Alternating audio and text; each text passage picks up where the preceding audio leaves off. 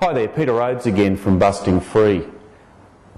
Interesting point came up on the news in Australia just recently, was this concept of perhaps we should weigh children at school, particularly primary school, as a regular part of their health program and place the results on their report cards for people to view and hopefully use that as a basis for looking at improving the levels of obesity, which certainly are out of control in most countries around the world, particularly Western countries, and certainly using the report card system at school as part of a process of trying to improve health outcomes for children.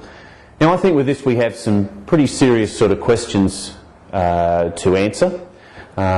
Firstly, is reporting height and weight on a school report card a good thing or a bad thing? One thing that concerns me initially about that is that the age that they're going to be looking at with these kids, it's an important age. It's certainly in the years from about 5 to 12, the primary years of life. One of the problems we have in a rating system like that is that that's probably the age where kids do a lot of comparisons with each other, certainly things like the potential for name calling, a little bit what we as adults would call perhaps psychological abuse. Okay, it tends to be a little bit more prevalent in that age group where kids are a little bit less concerned with what they say and how they say it. They just tend to say it at that age.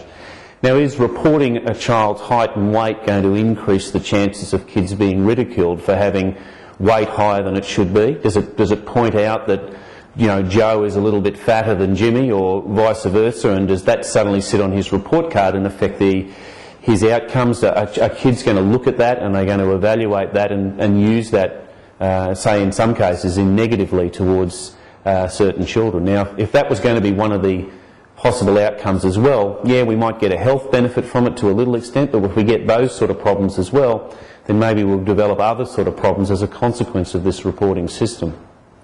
So the other question that arises is should schools play a role in this change in our thinking about the way that we deal with food and exercise? Do they play an important role?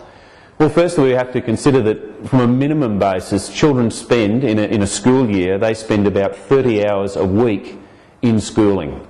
Now, that's a fairly large block of time, and it certainly is an opportunity to educate and to do things physically which could help improve certain outcomes. Now, I know most of us would think that the ultimate responsibility for a child's health probably lies in the home, and I think I certainly don't disagree with that. I think the parents are going to play the major role in any changes in a child's activity or food behaviours. There's no doubt about that. But certainly the school could play a role in that process.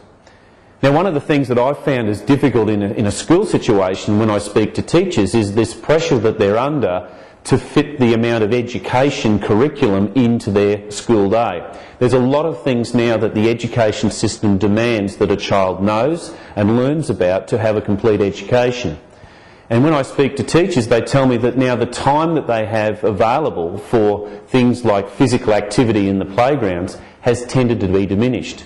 In some cases, phys ed is not a compulsory.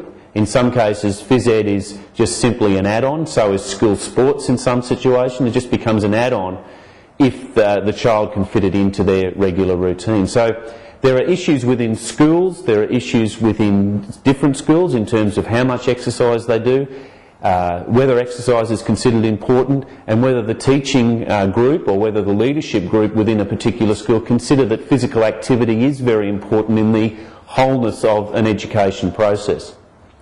My big concern about being better educated and fitting all that curriculum is that we may have kids that are better educated, kids that can spell better, kids that can read better, and that's critical to a child's survival and improvement through life. But what happens if the price of this cramming of extra information is that we have a physically less fit population? We have a population that has had less time to direct towards things like cooking skills and improving their nutritional habits, and they've just focused solely on the basis of fitting in more educational knowledge so that we can go to higher levels of education, get better jobs, etc., which are really, really good for certain aspects of our standard of living.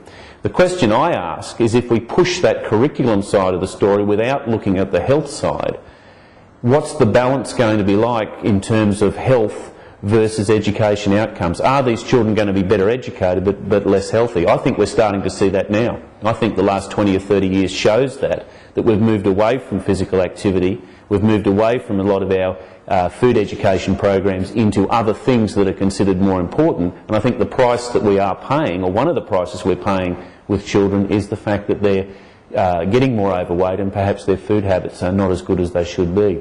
So I think it's an interesting question. I think it's something that needs a fair bit of discussion, and that's why I pose to all of you who address our Busting Free website to perhaps make some comment on what you think would be suitable roles for schools, how you think schools should play a role in both education of health matters and education in terms of improving maths and science and the various curriculums that are involved with the education process.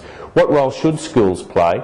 Should we be weighing kids at school? Should we be putting that data on a report card? Should it be something that teachers or health people allocated to schools, should they be assessing those things?